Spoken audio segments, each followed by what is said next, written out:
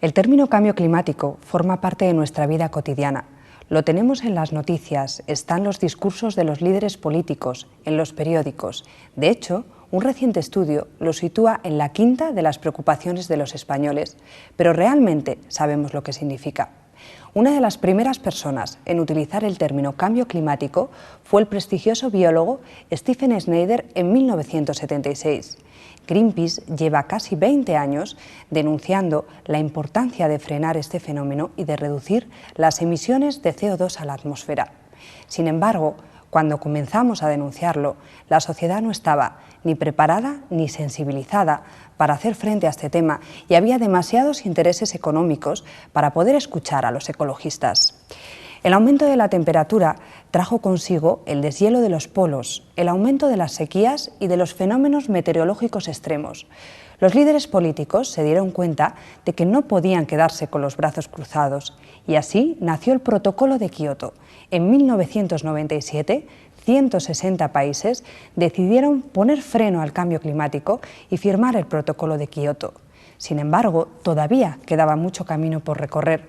Su objetivo era reducir un 5% las emisiones de CO2 respecto a los niveles de 1990.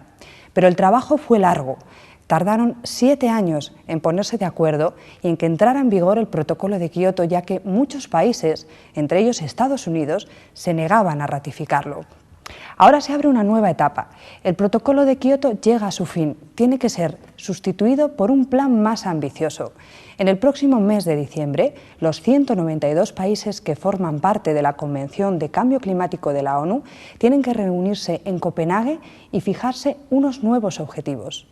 Estamos en una nueva era, en un nuevo cambio, con nuevos objetivos y con nuevos líderes políticos, entre ellos Obama, que acaba de comprometerse a liderar la lucha contra los gases de efecto invernadero. Los últimos datos que aportan los científicos hablan de la urgencia de actuar contra las emisiones de efecto invernadero.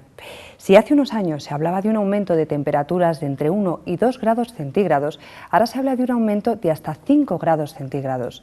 La ONU pronostica que el nivel del mar subirá algo más de 1 metro, el doble de lo que estaba previsto.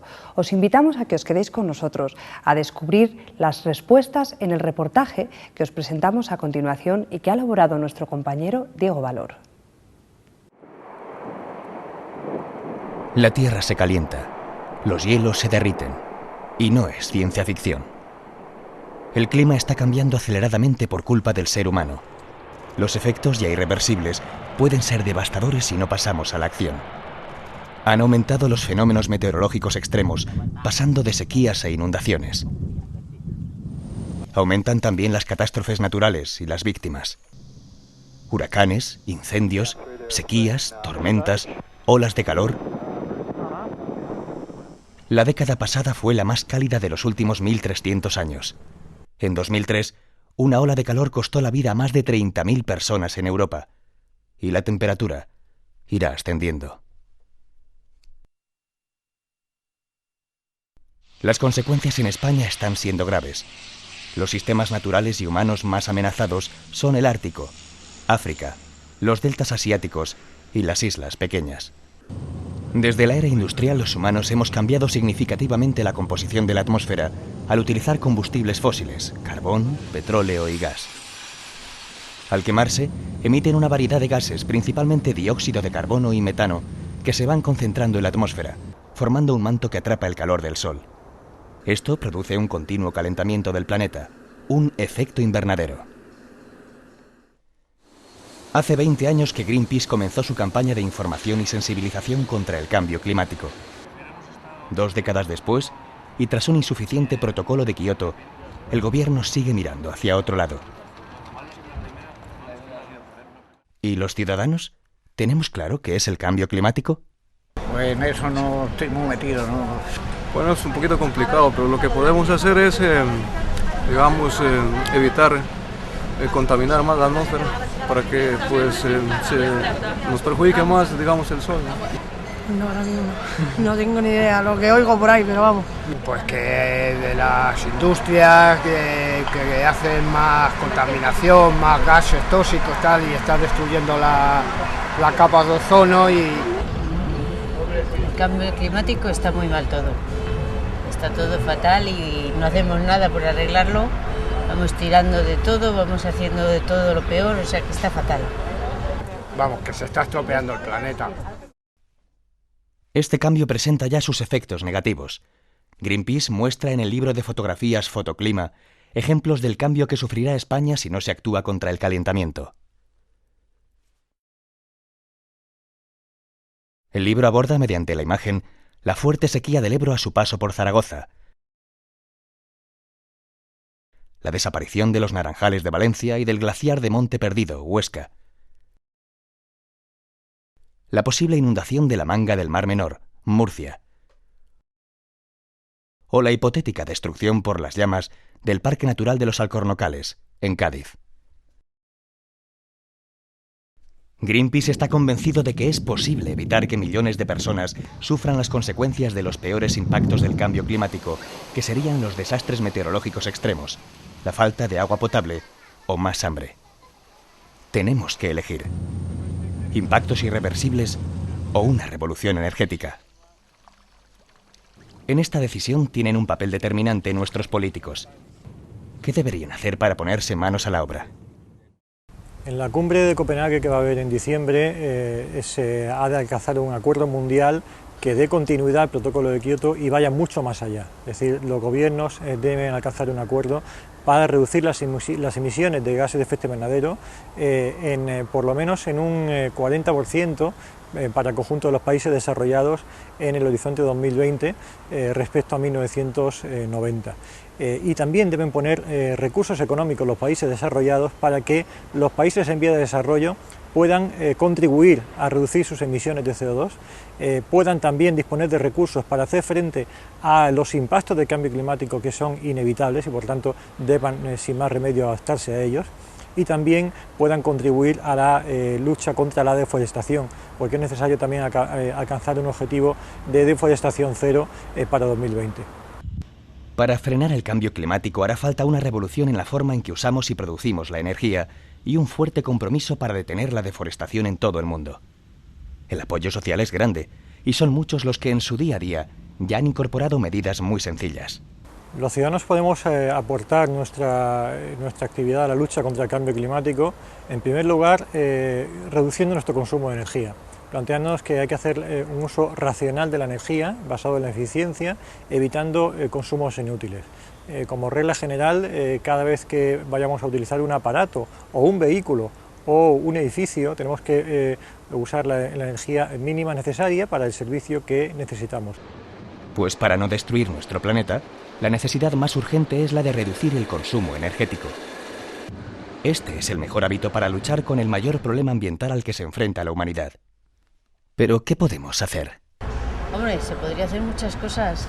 Lo primero, reciclar, la de la luz, apagar la luz de esa que consume menos, yo qué sé, consumir menos agua, poner la lavadora por la noche, muchísimas cosas, hay muchas cosas, pero hay que concienciarse y hacerlo todo el mundo, porque que lo hagamos 2 o 3 no quiere decir nada.